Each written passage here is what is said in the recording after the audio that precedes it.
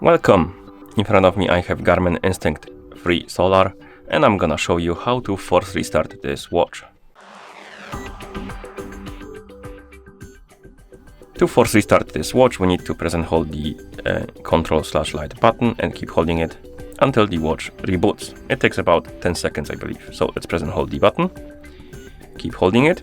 When you see the pop-up about the emergency, don't release the button, just keep holding the button.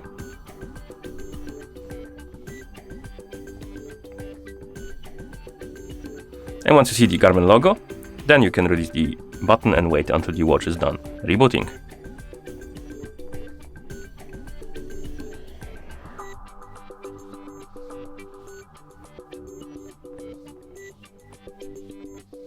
And we're back in the system, and that's how you force restart this watch. Thank you for watching. If you found this video helpful, please consider subscribing to our channel and leaving a like on the video.